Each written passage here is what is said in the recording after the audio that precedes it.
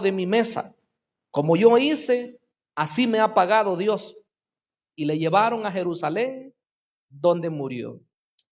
Padre que estás en los cielos, te damos las gracias en esta hora, reconociendo, mi Dios, tu grandeza, tu poderío. Hoy nos reunimos para alabarte, para exaltarte, mi buen Rey. Pedimos también que tu buena palabra pueda estar en nosotros en este día, que podamos disfrutar, Señor, de tu presencia preciosa, que podamos, Señor, deleitarnos en tu palabra, que tu palabra pueda ser de edificación para nuestras vidas, pues tú envías, Señor, siempre el consejo para cada uno, Señor, según la necesidad. Te pedimos, mi Rey amado, que te glorifiques y que hables a cada uno de manera particular. Te damos honor y te damos gloria en Cristo nuestro Señor. Amén. Y todos decimos amén. Hermanos, es emocionante siempre que iniciamos un nuevo estudio. Yo siempre tengo expectativas y siempre estoy pensando cómo Dios pues habla a su pueblo. Siempre estoy pensando en qué podemos aprender de ese nuevo estudio. Como decía hace un rato en el libro de Josué, aprendimos que la iglesia es una iglesia victoriosa, una iglesia que es triunfante, que enfrentaron las batallas, que se enfrentaron cara a cara al enemigo en muchas oportunidades, pero al final Dios les dio la victoria. Solamente registra la escritura en el libro de Josué que una oportunidad perdieron ellos una batalla. Y usted sabe que fue a causa de la infidelidad, a causa del pecado, perdieron. Pero luego rectificaron y al final la victoria retornó al pueblo de Dios. Nos da lecciones en realidad, incluso ese pasaje. Pero cuando llegamos al libro de los jueces, la historia cambia, el panorama cambia.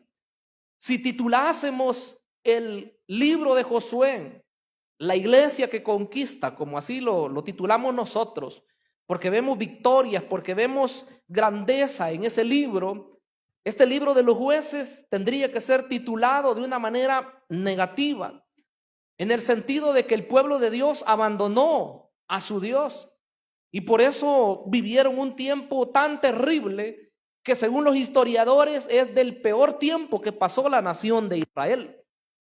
Y bueno, hay que mencionar que Israel ha sufrido mucho. Y según los historiadores, este fue del peor tiempo. Quiere decir que fue terrible, pero abandonaron ellos a Dios. He titulado todo el estudio de este libro Apostasía y Liberación. Bien pudiéramos decir, ¿verdad? Apostasía en la iglesia. Apostasía y liberación en la iglesia. Y esa palabra apostasía, quiero decirles que es bastante fuerte el significado, porque apostatar significa negar la fe. Es como que alguien dijera, yo ya no soy cristiano, ¿verdad? Ya no me hablen, ya no me sigan, déjenme en paz, porque yo me retiro. Hermanos, así de grave. Israel vivió en este tiempo en una serie, algunos le llamaron un ciclo vicioso, porque se vino repitiendo las mismas cosas durante un periodo de 325 años. Piense cuánto tiempo. O sea, no es cuestión de un momento, fue 325 años que duró el periodo llamado de los jueces y ellos repetían la misma constante, que ya lo vamos a ver en algunos pasajes. Entonces, no es cuestión de que nosotros hoy una cosa, ¿verdad?, pequeña que nos pueda pasar y de repente no venimos un día a la iglesia, aunque siempre aconsejamos que hay que congregarse lo más posible. Pero ellos no, ellos dejaban a Dios por muchos años. Piensen, el pueblo de Dios, claro que nosotros no estamos aquí para congregarnos en el 2024 y 2025 nos alejamos por completo y regresamos 2026. No es así. Pero Israel lo hizo muchas veces y la gran misericordia de Dios que siempre les ayudaba. Yo quisiera en esta parte introductoria mencionar 6 cosas. La primera de ellas es en cuanto al título. El título del libro. Debemos saber nosotros, hermanos, que los títulos que usted encuentra ahí en su Biblia, esos títulos no son inspirados. Usted no se asuste, ¿verdad?, cuando oye esto, porque es inspirado el texto de la palabra de cada uno de esos libros.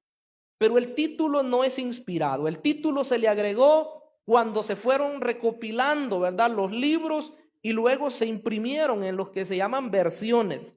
Lo hicieron para que nosotros entendamos de qué trata ese escrito. Normalmente solamente estaban escritos ahí desde el principio hasta el final, sin mencionar capítulos, sin mencionar versículos. Era un solo escrito de principio a fin. Pero claro, en el antiguo tiempo pues se le dieron nombres los rabinos judíos y también pues prevalecieron hasta nuestros días según como le pusieron en las traducciones. Mayormente los nombres que nosotros tenemos provienen de una versión que se le llama la Septuaginta. Tradujeron el Antiguo Testamento escrito en hebreo hacia el griego. Y por eso pues la mayoría de nombres de los libros que aparecen en nuestras Biblias se llaman como se llaman hoy. Jueces es el nombre que se le ha dado a este libro en honor a los personajes principales que Dios levantó cuando ellos estaban alejados de Dios. Dios levanta a diferentes hombres en diferentes momentos para libertarlos de los enemigos que los tenían oprimidos. Esa palabra juez es muy importante porque incluso la Biblia dice que Dios es el juez del universo. Quiere decir que está hablando de alguien que gobierna, de alguien que dirige a una nación o que dirige a un grupo de personas. Juzgaron, dice la Biblia. Juzgaron a Israel o juzgaron por lo menos a una tribu o a una ciudad. Ese título en el original, en el hebreo, el título significa libertadores o salvadores. El que nuestra Biblia pues dice jueces, ¿verdad? Libertadores o salvadores significa. En el libro de los jueces se mencionan 13 jueces, incluyendo a Débora, ¿verdad? Luego en los primeros capítulos del primer libro de Samuel, para ser específico, en los primeros 8 capítulos se mencionan otros 2 jueces. Se menciona a Elí y se menciona a Samuel, con lo que hacemos un total de 15 jueces. Todos esos gobernaron en el periodo de 325 años, repito, aproximadamente. En ese tiempo se dice pues que se narran estos acontecimientos, ¿verdad? Desde la muerte de Josué hasta el tiempo del gran profeta Samuel. Quiere decir que es importante esta parte de la escritura, ¿verdad? Porque nos enlaza lo que es la parte de la teocracia, como se le ha llamado, o el gobierno directo de Dios para con su pueblo, con lo que es la monarquía, ¿verdad? Ya cuando gobernaron los reyes en Israel. Lo segundo que quiero que veamos es el autor y la fecha. ¿Quién es el autor? Siempre que estudiamos un libro es importante determinar quién es su autor. Y de eso dependerá el entendimiento del texto bíblico. Sea del Nuevo o del Antiguo, siempre es importante.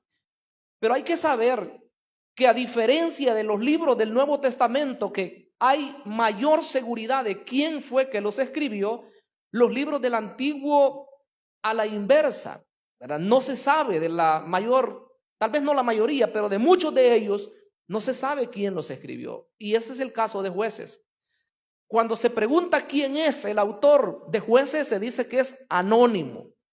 No porque no haya alguien, obviamente que lo tuvo que escribir alguien, un personaje humano, ¿verdad? Inspirado por el Espíritu Santo.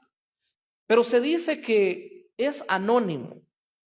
Sin embargo, el Talmud, que es un libro que fue considerado paralelo a las escrituras hebreas del Antiguo Testamento, ellos se lo dan al profeta Samuel. Ellos dicen que Samuel fue el que redactó este libro, porque Samuel era uno de los profetas más prominentes y de hecho el que marca el inicio del que se llama el período profético en la Biblia, ¿verdad? Por eso se le da la autoría a él.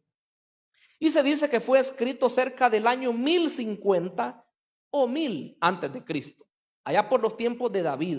En ese tiempo fue escrito este libro, después de los acontecimientos que se narran porque siempre se hace una diferenciación entre el tiempo que narra el libro y el tiempo en que el libro fue escrito, que estamos hablando de dos cosas muy diferentes.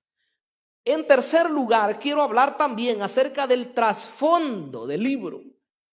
Cuando hablamos del trasfondo, estamos hablando de la parte más importante en el entendimiento de los libros de la Biblia. Porque sin un trasfondo nosotros podemos decir que un texto de la palabra de Dios significa cualquier cosa. Porque el trasfondo no se conoce. Si no se conoce el trasfondo, seguro que nos vamos a equivocar a la hora de interpretar el texto. Y comenzamos a decir que significa muchas cosas y tal vez sean bonitas, pero no es la realidad. Porque la verdadera interpretación, hermanos, de un pasaje bíblico, cualquiera que éste sea, es la que el escritor sagrado le dio en su tiempo. Y vemos que el trasfondo del libro nos narra la continuación de lo que es el relato del libro de Josué. Si ustedes se fijaron en el versículo 1 dice, aconteció después de la muerte de Josué. Mire qué interesante. Entonces sigue a continuación de lo que dejamos en el estudio del libro de Josué, que dice que él murió y después murieron todos los ancianos y todos los líderes que estaban en el tiempo de Josué. Entonces el trasfondo nos ayuda a entender el tiempo en que se llevaron los acontecimientos y cuál era la forma de vida que las personas tenían en ese tiempo. Aquí, por cierto, en el capítulo 2 nos va a retroceder un poquito y va a hablar de la muerte de Josué.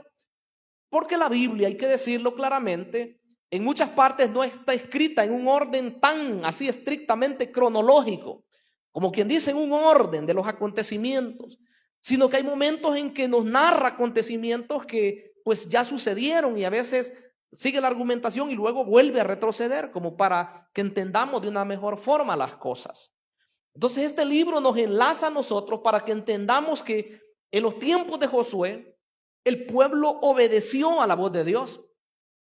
Él le dijo que se levantaran y que fueran valientes, que se esforzaran porque ellos iban a poseer la tierra la cual Dios les había prometido a sus antepasados. Y así lo hicieron. Josué los lideró y fueron y pelearon y conocemos todas las batallas que ellos libraron. Primero la parte centro, después la parte sur de la tierra y por último la parte norte, la conquistaron. Aunque en este libro nos vamos a dar cuenta que la conquista no fue total y de eso trata el estudio del libro de los jueces. Esa es la esencia del libro de los jueces, que la conquista fue incompleta. Cuando terminamos Josué, al parecer como que todo estuvo muy bonito. Como nosotros hoy, ¿verdad? Que al parecer nuestra vida entregada al 100 a Cristo, pudiéramos decir, ¿verdad? Pero seamos sinceros y escudriñemos nuestra vida, porque nosotros nos conocemos más que como nos conocen las otras personas. Nosotros y Dios nos conocemos perfectamente, ¿verdad? Claro, Dios nos conoce mejor que como nos conocemos nosotros mismos. Pero ellos no conquistaron todo, dejaron personas. Y Dios les había dicho, los van a exterminar porque si no van a desviar a sus hijos, los van a llevar a que adoren otros dioses, pero ellos no lo hicieron. Y ahí el peligro, hermanos, cuando nosotros le entregamos nuestra vida a Dios, tiene que ser de verdad. ¿Cuántos años llevamos de estar en Cristo? Piénselo usted. Yo tengo que pensar en mis años, pero de verdad nosotros le hemos entregado todo, hemos dejado de verdad atrás el pasado, le servimos a Él con todo el corazón. Son reflexiones que hay que hacer en esta parte del primer mensaje de los jueces, porque ellos no lo hicieron así. Entonces el libro de los jueces, al contrario de Josué, nos habla de las derrotas que ellos obtuvieron a causa de que ellos no derrotaron por completo a sus enemigos. Y se habla de un círculo vicioso de apostasía y liberación. Claro, apostataba el pueblo. Ya dije, ¿verdad? Dejaban a Dios. Se iban y adoraban al Dios de los amonitas. Se iban y adoraban al Dios de los moabitas. Se iban y adoraban a los dioses de los cananeos. Y a Jehová lo dejaban. Como desde los tiempos mismos, ¿verdad? Que iba Moisés, que dejaron a Jehová y adoraban al buey Apis, ¿verdad? Al becerro. Porque allá en Egipto habían visto que ese era uno de los dioses. Entonces, ellos se volvieron, dejaron a Jehová y se fueron tras otros dioses. Ese ciclo, que ya lo mencioné 2 veces, tiene 4 ingredientes. Y el primer ingrediente de ese ciclo, el cual ellos vivieron, es la apostasía. O sea, dejar a Dios por irse buscando otras cosas. El segundo ingrediente es la opresión. Cuando ellos dejaban a Dios, cuando a ellos no les importaba lo que Dios era para ellos o lo que había hecho por ellos, Dios permitía que una nación vecina viniera y los conquistara. ¿Cuánto me podrá decir usted? Bueno, en cada uno de los estudios vamos a ver, pero sí le puedo adelantar que no eran meses, eran años, 7 años, 10 años que estaban oprimidos. Bueno, la nación nuestra, ¿cuánto tiempo estuvimos oprimidos? Hay que hacer la cuenta, ¿verdad? Fueron muchos años también. Entonces, algo parecido. Y después, cuando clamaban a Dios, cuando se arrepentían de sus pecados, porque ese es el tercer ingrediente, el clamor a Dios, cuando hay llanto, cuando hay lloro, Señor, ya no podemos, no aguantamos esta situación. Y la iglesia se une en este caso, ¿verdad? Ya no Israel, se une a clamar a Dios, a llorarle de verdad, pero con toda sinceridad. Entonces viene el cuarto ingrediente y es la liberación de parte de Dios. Yo creo que ese elemento es el más precioso, porque la Biblia también dice que cuando se arrepentían, Dios levantaba a ese hombre que se le llamaba juez y comenzaba a pelear las batallas y vencían a los enemigos y ellos disfrutaban de varios años de paz. Qué precioso, ¿verdad, hermanos? Que esta paz que nosotros podemos disfrutar hoy, hablemos en lo físico, en lo material, en nuestro país, El Salvador, pueda prevalecer. Pero qué maravilloso es que la paz que tenemos en Cristo pueda prevalecer en nuestras vidas. ¿Cuántos queremos esa paz, hermanos, que de verdad permanezca en nosotros? Porque no serviría de mucho que nosotros estemos felices en Cristo un tiempo y de repente por descuido de nosotros venimos y abandonamos a Dios, pecamos y después tenemos que llorar, ¿verdad? Por alguna situación. Dios no quiera eso, hermanos, que no lo permita en nuestras vidas. Entonces, ese ciclo se repitió varias veces. Y yo quiero que lea ese texto porque es importante. El capítulo 2 y versículo 16 de Jueces. Y Jehová dice, levantó jueces que los librasen de mano de los que les despojaban. Oiga, pero tampoco oyeron a sus jueces, sino que fueron tras dioses ajenos, a los cuales adoraron. Se apartaron pronto del camino en que anduvieron sus padres, obedeciendo a los mandamientos de Jehová. Ellos no hicieron así. Y cuando Jehová les levantaba jueces, Jehová estaba con el juez y los libraba de mano de los enemigos todo el tiempo de aquel juez, porque Jehová era movido a misericordia por sus gemidos a causa de los que los oprimían y afligían. Mas acontecía que al morir el juez, ellos volvían atrás y se corrompían más que sus padres, siguiendo a dioses ajenos para servirles e inclinándose delante de ellos, y no se apartaban de sus obras ni de su obstinado camino. Mire qué situación más terrible. Quiero decirles que esa situación se repitió 6 veces, 6 ciclos, iguales lo que acabo de mencionar, de 4 cosas: de apostasía, de opresión, de arrepentimiento y de liberación. Se repitió 6 veces en esos 325 años. En el estudio, en el desarrollo, nos vamos a dar cuenta cuántos años ellos estaban oprimidos por una nación extranjera, cuánto tiempo gozaban de libertad y luego los volvían a oprimir. Nos vamos a dar cuenta cómo era de terrible todo eso. Venían los moabitas, venían los amonitas, venían los cananeos, venían los de Mesopotamia y diferentes pueblos que en su momento vamos a ver cada uno de ellos. En este libro se repite en 4 oportunidades la expresión que en esos días no había rey en Israel. Yo quiero que lo veamos en el capítulo 16, versículo 6. Cuando usted lea esto, estoy seguro que se va a admirar. Mire lo que dice 17:6. En aquellos días no había rey en Israel. Está hablando de los días de los jueces. En aquellos días no había rey en Israel. Cada uno hacía, ¿qué cosa dice ahí? Lo que bien le parecía. Como que hoy nosotros como iglesia del Señor dijéramos, no, a mí no me digan lo que voy a hacer. Yo voy a hacer lo que yo creo. Algo así, ¿verdad? No me digan, no me manden, porque usted no me manda a mí, ¿verdad? Yo voy a hacer lo que yo quiero. Entonces, cada persona decía tener la razón y así lo hacían. Dice el capítulo 18, versículo 1, en aquellos días no había rey en Israel. Mire lo que dice. Y luego, pues, narra otra cosa. 19:1, en aquellos días cuando no había rey en Israel. Nuevamente, ¿verdad? Avancemos un poquito más. Avancemos al 21:25, que es el último versículo. 21:25. En estos días no había rey en Israel. Cada uno hacía lo que bien le parecía. Cuando lleguemos ahí por el capítulo 17 en adelante, hermanos, yo les aseguro que si somos sensibles, vamos a llorar juntamente con los relatos esos que se narran ahí. Porque era así como estaba ocurriendo en estos tiempos atrás en nuestro país, El Salvador. De gente, ¿verdad? Que era literalmente descuartizada, así con esas palabras.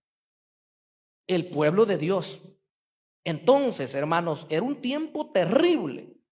Y eso se repitió y se repitió. Ya dije que eran 6 veces en todo el tiempo que duró los jueces. Pero aparte del trasfondo, quiero que veamos también cuál es el propósito del libro. Todo libro tiene un propósito. Así como una predicación tiene un propósito, el libro en general tiene un propósito. El propósito del libro de los jueces es doble. Por un lado, en la parte narrativa, contarnos la historia de lo que le pasó a Israel desde los tiempos de la muerte de Josué hasta el tiempo de Samuel. Ese es el primer propósito. Que nosotros conozcamos lo que pasó en ese tiempo, antes que existieran los reyes. Desde el liderazgo de Josué hasta que aparece el rey Saúl. ¿Qué pasó en ese tiempo? En los jueces lo vamos a ver. Y quiero adelantarles algo para que se comprenda mejor cuando digo el periodo de los jueces. El periodo de los jueces abarca todo el libro de los jueces, abarca el libro de Ruth, todo el libro de Ruth, y abarca los primeros 8 capítulos del primer libro de Samuel. Hasta ahí termina el periodo de los jueces, o por lo menos narrar lo que pasó en el tiempo de los jueces. Entonces dije que el primer propósito es narrar lo que pasó entre la muerte de Josué hasta el aparecimiento del primer rey de Israel o hasta los tiempos de Samuel. Pero el segundo propósito es en la parte teológica, en la parte propiamente doctrinal. Nos revela este libro, nos revela la condición espiritual y moral que tenía el pueblo de Dios en ese tiempo. Como que si Dios a nosotros nos escudriñara hoy y se escribiera en un libro cuál es la condición de la iglesia, por lo menos hablemos salvadoreña, de la iglesia salvadoreña en el año 2024. Algo así, ¿verdad? Pero que fuera Dios el que dijera. Porque si me preguntan a mí, hermano, yo tengo mis criterios. Y yo quizás con un corazón pastoral yo pudiera decir, al hablar de Iglesia Altar de Dios Nueva Jerusalén, nosotros somos 10 hermanos, ¿verdad? Yo dijera, nosotros somos excelentes, ¿verdad? Y somos quizás los mejores. Pero esa podría ser mi apreciación. O si soy pesimista, un pastor pesimista pudiera decir, esta iglesia es lo peor, ¿verdad? Quizás otros pastores tienen mejor iglesia y nosotros somos aquí, somos allá. Entonces, una apreciación de pastor. Pero si es Dios el que da su veredicto en cuanto a una iglesia o a un tiempo, ¿verdad? De la iglesia, ese veredicto es real, hermanos. Ese veredicto es el verdadero. Entonces, en esa parte teológica nos importa porque vamos a ver qué fue lo que pasó con Israel y por cuáles consecuencias fueron las que les vinieron a ellos. Número 1, 2, 3, 4, 5. La visión panorámica. Cuando hablamos de la visión panorámica es hacer como un resumen o un vistazo general de las partes más importantes del libro de Jueces. Podemos resumir el libro de Jueces en 3 partes, así de sencillo. Claro, tiene 21 capítulos, pero usted dirá, ¿y entonces cómo lo resumo? Bueno, en 3 partes. Número 1, habla de la conquista incompleta. Si usted tiene una Biblia de estudio, le pido que se apoye en eso cada vez que veamos uno de los estudios y se va a dar cuenta cómo seguimos ese guión. La primera parte de la victoria incompleta es del capítulo 1 al capítulo 3, hasta el versículo 6. Del capítulo 1:1 hasta el 3:6. Se narra cómo ellos conquistaron y siguieron. Hoy leíamos los primeros, ¿cuántos versículos? Leíamos los primeros 7 versículos. Y dice, ellos se preguntan, ¿quién va a subir primero? Judá, dijo Dios. Y ahí se narra bastante en el capítulo 1 las conquistas de Judá, de Caleb principalmente y de Otoniel. Luego habla de Benjamín, luego habla de Efraín, luego habla de José y en el siguiente capítulo habla de otros. Pero la conquista después nos vamos a dar cuenta que fue incompleta. Ya lo vamos a ver dentro de un momento. En segundo lugar, hay otra parte, la segunda parte del libro es 6 ciclos de decadencia espiritual. Y en esta parte es donde vamos a ocupar la mayor parte del tiempo en nuestro estudio. 6 ciclos de decadencia espiritual que yo ya lo expliqué hace un momento. Solamente que vamos a ver en el desarrollo qué nación los atacaba y los oprimía y cómo eran libertados después por cuál juez. 6 ciclos, desde el capítulo 3, versículo 7 hasta el 16 al final, 31, versículo 31. Desde el 3:7 hasta el final del capítulo 16. Es ¿cómo se llama? Una cantidad de versículos grandes. Pero la parte tercera es las historias que revelan la corrupción de Israel. Yo, pues en realidad, todos estos relatos me impactan y me duelen al ver lo que pasó ahí. Pero hay episodios en la parte tercera que más son los que en realidad yo digo, Dios mío, ¿y qué era todo lo que pasaba ahí? Hace tiempos, cuando todavía nuestro pastor general José de la Paz vivía, estábamos en la central y él pues dio un estudio acerca de esto, y cuando llegó a esa parte del capítulo 18 de Jueces, hizo un panel foro, invitó a varios pastores de la central para que diéramos nuestra postura en cuanto a qué era lo que nosotros creíamos, por qué el pueblo había hecho lo que había hecho. Porque por ahí está el relato de un levita, ¿verdad? Que le quitaron su esposa, se quedó en una de las ciudades de Benjamín, y dice que los de la ciudad eran malvados, ¿verdad? Le quitaron a la muchacha y la violaron, dice, toda la noche. Y dice que a la mañana la muchacha llegó por ahí y ya agonizando y prácticamente murió. Y el hombre dice que después de ver eso, el levita dice que tomó a la mujer el cadáver y dice que la partió en 12 partes. Fíjense, qué terrible. Y después le manda una parte a cada tribu para que juzgaran ellos qué es lo que se tenía que hacer. O sea, no era nada sencillo. Solo el hecho de la violación ya era algo terrible, ¿verdad? Que nosotros dijéramos, Dios mío, ¿y cómo estaba esa sociedad? Pero después de eso, el hombre mismo, ¿verdad? Para que sepan ellos, no les manda una carta, ¿verdad? Bueno, les mandó una carta, pero no les mandó solo la carta, sino que les mandó el pedazo también. Qué terrible, hermano, solamente de pensarlo. Entonces, esto es difícil de verlo, pero en realidad pasó. Entonces, en esa tercera parte hay relatos de la corrupción moral que vivía Israel en ese tiempo, del capítulo 17 hasta el 21. Eso es lo que vamos a ver ahí en esa parte. Y por último, como número 6 de lo que quiero compartir hoy es el cumplimiento en el Nuevo Testamento. Porque siempre hay que ver eso. No nos vamos a quedar solamente en la parte histórica, aunque claro que ya venimos haciendo aplicaciones. Pero siempre debemos ver que el Nuevo Testamento es el que nos manda a nosotros como iglesia qué es lo que debemos hacer. En el Nuevo Testamento se revela un principio que en el libro de los Jueces está también.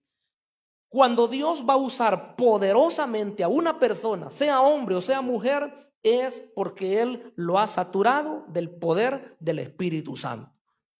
Esa verdad trasciende.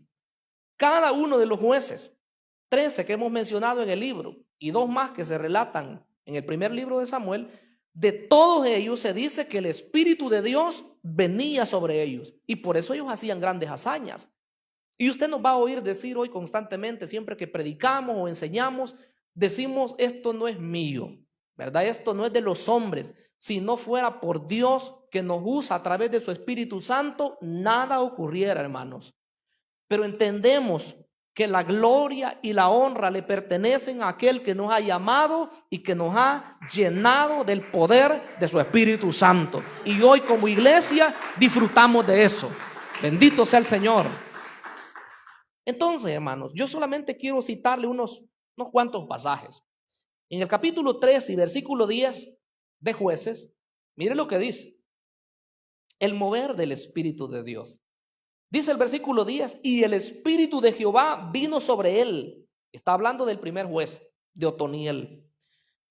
Y juzgó a Israel y salió a batalla. Y Jehová entregó en su mano a Cusán Risataim, rey de Siria. Y prevaleció su mano contra Cusán Risataim.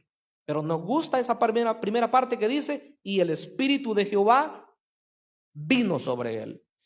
Avance un poquito, capítulo 6, versículo 34. Ahí está hablando de otro juez, está hablando de Gedeón. Entonces el Espíritu de Jehová vino sobre Gedeón, y cuando éste tocó el cuerno, los abiezeritas se reunieron con él. Quiero que note que cada vez que dice que el Espíritu de Dios venía sobre un hombre de estos, cosas impresionantes ocurrían. Venía el momento en el cual estaban preparados ya para vencer, y si estaban llenos del Espíritu de Dios, era segura la victoria, hermanos. Solo déjenme decir algo de Gedeón. Él era un miedoso, llamémoslo así. Era alguien que necesitó mucha comprobación de Dios para hacer la obra. Pero cuando él toca ese cuerno y dice que el Espíritu de Dios vino sobre él, toda la gente se reunió alrededor de él. O sea que nosotros podemos ser quizás grandes miedosos y gente quizás en lo humano que quizás ni siquiera tenemos valor, pero si el Espíritu de Dios nos está guiando, les digo, por eso podemos hacer grandes cosas en el nombre poderoso de Jesús, porque la gloria y la honra le pertenecen a Él. En lo humano, ay, pobrecitos de nosotros, ¿verdad? No, hermanos, pero hoy en Cristo nosotros podemos hacer grandes hazañas. Veamos otro, 11:29.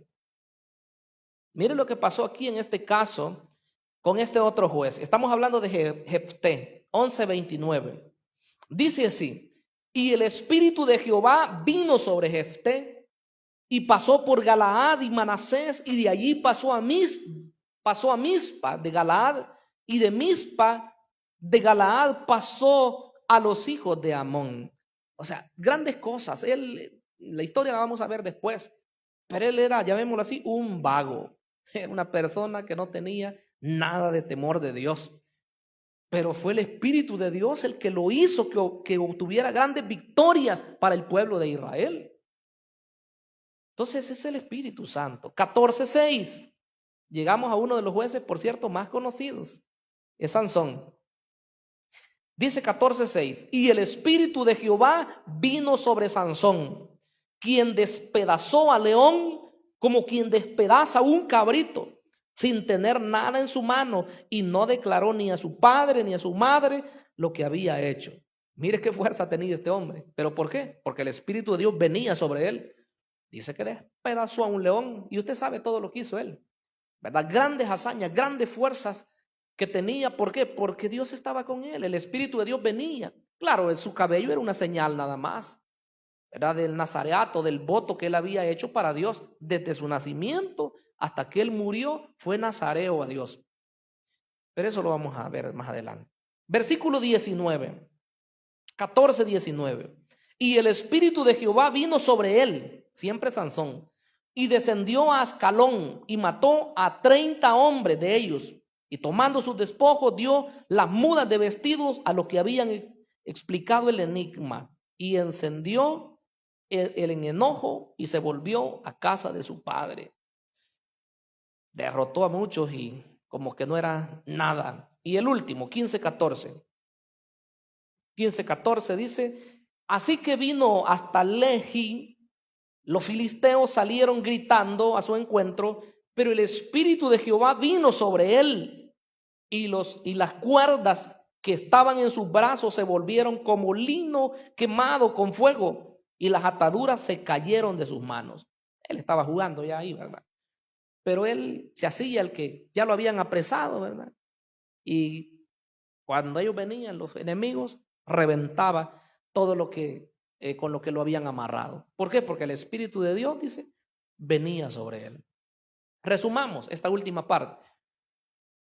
En el Nuevo Testamento, el Señor Jesucristo mismo fue ungido con el Espíritu Santo en su bautismo. Dicen los evangelios, los 4 evangelios, que el Espíritu de Dios descendió sobre él. Y Juan es el que dice que descendió en forma corporal como de paloma. Yo no sabía, dice Juan el Bautista, pero el que me envió a bautizar me dijo: sobre el que mires que viene el Espíritu Santo y reposa sobre él, ese es el que bautiza con Espíritu Santo y fuego. Entonces la señal, cuando Juan el Bautista mira que el Espíritu de Dios desciende en forma como paloma sobre Cristo y se posa sobre él, ahí es donde él entendió definitivamente que ese hombre era el Mesías. Cada uno de los evangelios lo dicen. En Mateo 3:16, en Lucas 3:21 al 22, dicen que el Señor fue lleno del Espíritu Santo antes de realizar su ministerio. Y ese fue el mandato para los apóstoles. Él les dijo: no se vayan de Jerusalén. Ese es el último pasaje que quiero compartirles. En Hechos 1, eso lo tenemos fresquito porque hemos pasado hace poco por ahí en el estudio de Hechos. Hechos 1:4. Y estando juntos, dice, les mandó que no se fueran de Jerusalén, sino que esperasen la promesa del Padre, la cual les dijo: oísteis de mí. Porque Juan ciertamente bautizó con agua, mas vosotros seréis bautizados con el Espíritu Santo dentro de no muchos días. ¿Cuál es la norma entonces? No se puede hacer grandes cosas para Dios si el Espíritu de Dios no está en nosotros. Nosotros somos creyentes, hermanos, cada uno de nosotros, en la iglesia del Señor. Pero cuando Dios llama a alguien para un servicio especial, lo capacita, lo llena de su espíritu, le da de sus dones para que este o esta persona pueda ser efectiva en la labor que va a hacer. Eso fue lo que les dijo. En Hechos 1:8 dice: pero recibiréis poder, les dijo él, cuando haya venido sobre vosotros el Espíritu Santo. ¿Y qué sigue diciendo? Y me seréis testigos. Entonces, no puede ser eficaz alguien en la evangelización o en la predicación si el Espíritu de Dios no ha venido sobre esa persona. Él les dijo: esperen, no se vayan. Nosotros pudiéramos decir: no, ya, vamos rápido a hacer lo que tenemos que hacer. No, tranquilos, esperen, dice el Señor. Van a ser llenos, van a ser capacitados. A los primeros discípulos dice la Biblia que los llamó. La llamó así, dice, a los que él quiso. ¿Para qué? Estoy en Marcos 3:13. Dice: para que estuvieran con él y para enviarlos a predicar. Primero fue la instrucción y después los envía para que ellos hicieran la labor. Cada uno de nosotros debe esperar, ¿verdad?, un momento, y cuando somos comisionados, entonces saber que de verdad Dios va a hacer grandes cosas en nuestras vidas. Solo piensa en el momento de lo que pasó con Pablo en Hechos 13. Dice la Biblia que estaban en la iglesia de Antioquía, allá en Siria. Y dice que ahí habían profetas y habían maestros. Y dice que estaban ayunando y estaban orando. Ellos tenían ya por lo menos 2 años de estar en esa iglesia. Habían predicado, habían enseñado a la saciedad. O sea, que eran pastores, pues, eran maestros, eran profetas. Pero la Biblia dice que estaban orando, estaban ayunando. Y el Espíritu Santo habló por alguno de ellos y dice que dijo: apártenme a Bernabé y a Saulo para la obra que los he enviado. Quiere decir que aunque ya prediquemos, aunque seamos pastores, de repente el Espíritu de Dios puede separarnos para una labor diferente. Me refiero a un ministerio diferente, ¿verdad? No a otra cosa fuera de la iglesia. Puede ser que seamos pastores, pero de repente el Señor quiere enviarnos como misioneros a otro lugar. O podría ser que somos maestros. Bueno, y de hecho, con toda humildad quiero decirles que mi ministerio primario es el de la enseñanza. En eso me he desempeñado desde hace ya varios años, desde el 2008. Y la parte pastoral, pues, ha sido un ministerio diferente, ¿verdad? Hoy hace ya 6 años a tiempo acá completo. Claro, venimos trabajando desde hace más años, pero a tiempo pleno en la obra del Señor hace 6 años apenas. Entonces piense en la parte de la enseñanza y después Dios lo impacta a uno y pone eso, un corazón pastoral. O podría ser que una persona es un pastor y de hecho ya ha pasado, tiene iglesia, pero dice, miren, yo en realidad hoy siento que ya no es esto conmigo, y delega la iglesia a otra persona y después dice, Dios me está llamando a ser un evangelista. Siento la pasión por las almas, quiero ir a campañas y quiero ir a estos eventos. Claro, siempre tiene una iglesia, porque todo verdadero siervo de Dios tiene una iglesia local. Yo doy gracias a Dios por los pastores de acá, ¿verdad? Y por las pastoras.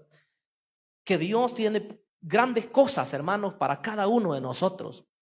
Y les aseguro que Dios se va a seguir glorificando. No nos estanquemos, no nos quedemos así, ¿verdad? Sino que sepamos que Dios va a hacer grandes cosas a través de nosotros. Porque Él quiere seguir salvando las almas, Él quiere seguir edificando, Él quiere seguir rescatando al perdido. Y le digo que si nos disponemos, vamos a ver la gloria de Dios. Si cada uno como iglesia hacemos el rol que nos toca, Dios se va a glorificar. Dios se va a glorificar, hermanos. Entonces, resumiendo esa parte, ¿verdad? Del último punto que tratábamos, que en el Nuevo Testamento está esa verdad central. Que si Dios va a usar a una persona, primero lo llena con su Espíritu Santo. Eso fue lo que pasó con los jueces. Todos ellos, incluyendo a Débora, ¿verdad? Dice que fueron personas que se dejaron guiar por el Espíritu de Dios. De hecho, que Débora, la Biblia dice que era profetisa. No solamente fue jueza, ella declaraba la palabra de Dios, enseñaba, dice, bajo una palmera, dice la Biblia. Ahí se reunían las personas a recibir el mensaje de Dios a través de labios de esa mujer. ¿Por qué? Porque el Espíritu de Dios venía sobre ella. Entonces, el accionar del Espíritu Santo en el libro de los jueces es una de las cosas que más me impresiona a mí. Porque había apostasía, había alejamiento de Dios y el mover del Espíritu era fuerte. ¿Qué no será entonces si nosotros nos consagramos a Dios, hermanos? Si siendo nosotros negligentes, si siendo nosotros apocados en la obra del Señor, vemos las maravillas de Dios, ¿qué no será entonces si nosotros decimos, no, hasta aquí, dejo eso que me contamina, dejo eso, ¿verdad? Que hasta ahora me ha tenido ahí con un pie aquí y con el otro pie afuera. Le digo, Dios va a hacer cosas maravillosas. Y eso lo creo porque no es mío, eso es lo que la palabra de Dios dice. Que si nos consagramos para Él, hermanos, veremos grandes cosas que Dios hará primero en nuestras vidas y después con lo que hagamos en el ministerio. Que Dios haga lo que Él tenga que hacer, hermanos. Y que este libro sea para edificación de nuestras vidas en todo el tiempo que estemos estudiándolo. Vamos a orar, incline su rostro y demos gracias al Padre. Digámosle, Padre nuestro que estás en los cielos, recibe el honor, recibe la gloria, mi buen Rey. Queremos pedirte, Señor, que hagas una obra perfecta en nuestras vidas. Solo tú, Señor, puedes circuncidar nuestro corazón, como tu palabra bien lo dice, Señor, que no hay que confiar en la circuncisión física, pues eso era nada más una sombra de lo que tú, Señor, has hecho en nuestros corazones. Tú nos has cambiado, nos has transformado y quieres una entrega total de nosotros.